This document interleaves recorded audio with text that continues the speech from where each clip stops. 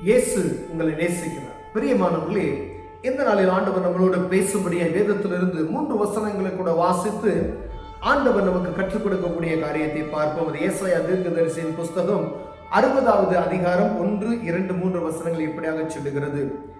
எழும்பி பிரகாசி, உன் ஒளி வந்தது, கர்த்தருடைய மகிமை உன்மேல் உதித்தது. இதோ இருள் பூமியையும் காரிருள் ஜனங்களையும் மூடும். ஆனாலும் உன்மேல் கர்த்தர் உதிப்பார், அவருடைய மகிமை உன்மேல் காணப்படும். உன் வெளிச்சத்தினிடத்துக்கு ஜாதிகளும், உதிக்கிற உன் ஒளியினிடத்துக்கு ராஜாக்களும் நடந்து வருவார்கள் என்றார். பிரியமானவர்களே, எழும்பி பிரகாசி. ஆண்டவர் சொல்லுகிறார், எழும்பி பிரகாசி, உன் ஒளி வந்தது, கர்த்தருடைய மகிமை உன்மேல் உதித்தது. இரட்சிப்பின் அனுபவத்தை, பரிசுத்த ஆவியின் அபிஷேகத்தை, வானத்தையும் பூமியும் படைத்த தெய்வத்தை அறிந்திருக்கிற உங்கள் மீது ஆண்டவருடைய மகிமையான ஒளி வந்தது. நீ எழும்பி பிரகாசி. எழும்பி பிரகாசிக்க விடாதபடிக்கு காணப்படுகிற காரியம் என்ன என்றால், ஆண்டவர் சொல்லியிருக்கிறார், ஒருவன் விளக்கை கொளுத்தி அதை தன்னின் மேல் வைக்காதபடி மரக்காலில் மூடி வைப்பானோ என்று சொல்லுகிறதை நாம் பார்க்க முடிகிறது. பிரியமானவர்களே, இரட்சிப்பின் அனுபவத்தை பெற்றுக்கொண்டு பரிசுத்த ஆவியின் அபிஷேகத்தை நாம் பெற்றுக்கொண்டு அந்த அபிஷேகத்தை மரக்காலால் மூடி வைக்காதபடிக்கு எழும்பி பிரகாசி. ஏனென்றால் மகிமையின் தேவன் உன்மேல் உதித்திருக்கிறார் என்று சொல்லுகிறார்.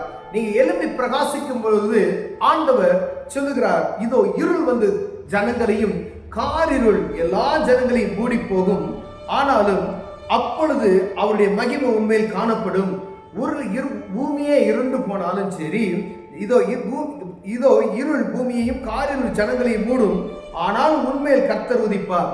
ஏன்னா ஒரு ஜனங்களுக்குள்ள பாவ இருள் மூடும், காரிருள் ஜனங்களை மூடி போகும். ஆனாலும் கர்த்தர் உண்மையில் இருப்பது நிமித்தமாய் உண்மையில் இருக்கிற அந்த வெளிச்சத்தை ஜனங்கள் பார்க்க முடியாது. நீ அவர்களுக்கு சாட்சியாய் நீ ஒளி பிரகாசி என்று ஆண்டவர் நமக்கு சொல்லுகிறார். பிரியமானவர்களே, இரட்சிப்பின் அனுபவத்தை பெற்றுக்கொண்டு நம்முடைய அபிஷேகத்தை அடக்கி வைக்காதபடிக்கு, அதை மட்டுப்படுத்தாதபடிக்கு, வாங்கி கொண்ட தாளந்தை குழிகளை தோண்டி புதைத்து போடாதபடிக்கு, உங்களால் இயன்ற காரியத்தை செய்யும்படியாய், பிறருக்கு ஒளியாய் இருக்கும்படியாய், பிறருக்கு புரோஜனமுறையாய் காணப்படும்படியாய் ஆண்டவர் உங்களோடு என்னோடு பேசுகிறார். பிரியமானவர்களே, ஆவியானவர் நமக்கு கற்றுக் கொடுக்கிற ஒரு காரியம், உன் வெளிச்சத்தின் இடத்துக்கு சாதிகளும், உதிக்கிற உன் ஒளியின் இடத்திற்கு ராஜாக்களும் நடந்து வருவார்களாம். ஆண்டவர் உங்கள் மீது வைத்த அபிஷேகம் உண்மை என்றால், ஆண்டவர் உங்களை அழைத்தது உண்மை என்றால், ஆண்டவர் சொல்லுகிறார், இரு ஜனங்களுடைய காரியங்களை நீக்கும்படியாய் ராஜாக்களும் அநேக ஜனங்களும் இந்த ஒளியின் இடத்திற்கு தேடி நடந்து வருவார்கள் என்று சொல்லப்படுகிறது. பிரியமானவர்களே, ஆண்டவர் உங்களுக்கு அதிகாரத்தை கொடுத்திருக்கிறார், அபிஷேகத்தை கொடுத்திருக்கிறார். இந்த அபிஷேகத்தை மட்டுப்படுத்தாதபடிக்கு எழும்பி நீங்கள் பிரகாசிப்பீர்கள். ஆனால் இந்த பிரகாசத்தை காணும்படியாய் இருளில் இருக்கிற ஜனங்கள் உங்களை நோக்கி வருவார்கள், வியாதிப்பட்ட ஜனங்கள் உங்களை நோக்கி வருவார்கள், வேதனைப்படுகிற ஜனங்கள் ஓடி வருவார்கள். அது மாத்திரமல்ல, ராஜாக்களும் உங்களிடத்திற்கு வருவார்கள் என்று வேதம் சொல்லுகிறது. பிரியமானவர்களே, அப்படியானால் ஆண்டவருக்குள்ளாய் நான் எப்படி பிரதிபலிக்கிறேன் என்பதை நான் பார்க்கும்படி அழைக்கப்படுகிறேன்.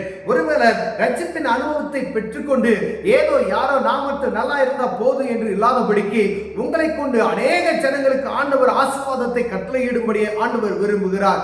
ஆனா நம்ம ஏதோ ஒரு குறிப்பிட்ட ஒரு காரியத்தை மாத்திரம் செய்துவிட்டு இவ்வளவுதான் என்னுடைய வேலை, இவ்வளவுதான் என்னை ஆண்டவர் பயன்படுத்தும் என்று நினைக்காதபடிக்கு நீங்க ஒரு பிரகாசத்தை வெளிப்படுத்துவீர்கள். ஆனால் ஆண்டவர் உங்களுக்கு செய்த நன்மைகளை பிறருக்கு நீங்கள் காண்பிப்பீர்கள். ஆனால் ஆண்டவர் உங்களுக்கு வைத்த அந்த அபிஷேகத்தை மற்றவர்களுக்கு நீங்கள் சொல்லுவீர்கள். ஆனால் ஆண்டவர் இருளில் இருக்கிற ஜனங்களை உங்களை கொண்டு பெரிய காரியத்தை செய்ய முடியும் என்று சொல்லுகிறார். பிரியமானவர்களே, இருளில் இருக்கிற ஜனங்கள் வெளிச்சத்தை பார்த்து ஓடி வருவார்களாம். இங்க தேவனுடைய மகிமை இருக்கிறது என்று அவர்கள் அறிந்து கொள்வார்கள். பிரியமானவர்களே, நம்முடைய காரியம், ஆண்டவருடைய காரியத்தை நாம் சரியான முறையில கடைபிடித்து அவருடைய நாமத்தை மகிமைப்படுத்தும்படியே நாம் அழைக்கப்பட்டிருக்கிறோம். பார்த்தீங்களா, அந்த மகிமையில சிறந்திருக்கும்படியாய் நான் கர்த்தருடைய பிள்ளை, என் மேல் வைத்த அபிஷேகம் எப்படியா இருக்கிறது என்று சொல்லி அநேகருக்கு நீங்கள் கர்த்தருடைய மகிமையை வெளிப்படுத்துவீர்களானால் அப்பொழுது உங்க பிரகாசத்தை பார்த்து, உங்கள் மீது இருக்கிற அந்த அபிஷேகத்தை பார்த்து இப்படிப்பட்டதான ஜனங்கள் உங்களை நோக்கி வருவார்கள் என்று வேதம் சொல்கிறது. பிரியமானவர்களே, ஏதோ ஒரு காரியத்தை நான் மட்டும் அந்த அபிஷேகத்தை பெற்றுக்கொண்டு ஒரு இடத்துல அமைதியா இருப்பேன் அப்படின்னு சொன்னா அது பிரயோஜனம் கிடையாது. உங்களை கொண்டு ஆண்டவர் அநேக ஆயிரங்களுக்கும் லட்சங்களுக்கும் பிரயோஜனப்படுத்த ஆண்டவர் பிரியப்படுகிறார். அதனாலதான் ஆண்டவர் உங்களோடு என்னோடு பேசுகிறார். ஒளி எழும்பி பிரகாசி. உங்ககிட்ட ஆண்டவருடைய மகிமை இருக்கிறது, எழும்பி பிரகாசிக்க வேண்டும் என்று சொல்லுகிறார். எழும்பி பிரகாசிக்கினா இந்த ஒளியை நாம் மரக்காலில் மூடி வைக்காதபடி சொன்னோம் பார்த்தீங்களா? அநேகருக்கு தெரியப்படுத்துகிற பாத்திரமாய், அநேகருக்கு இந்த சுவிசேஷத்தை அறிவிக்கிற பாத்திரமாய் ஆண்டவர் நானே வழியும் சத்தியமும் ஜீவனமாய் இருக்கிறார், நானே ஒளி என்று சொல்லுகிறார். இந்த இடத்துல ஆண்டவர் நமக்கு சொல்லிக் கொடுத்த இந்த வார்த்தையை பாருங்க. எல்லாவற்றையும் அறிந்திருக்கிற தேவனை நாம் மற்றவர்களுக்கு சொல்லிக் கொடுப்போமேனால் அவர் பிரகாசத்தை பெறுவார்கள். பிரியமானே, இருளில் இருக்கிற ஜனங்கள் வெளிச்சத்தை கண்டுகொள்வார்கள். பிரியமானவர்களே, காரிருளில் மூடி இருக்கிற ஜனங்கள் அந்த பிரகாசமான வெளிச்சத்தை அறிந்து கொள்வார்கள். பிரியமானவர்களே, அவரே ஒளி, நானே மெய்யான ஒளி என்று அவர் சொல்லி இருக்கிறார்.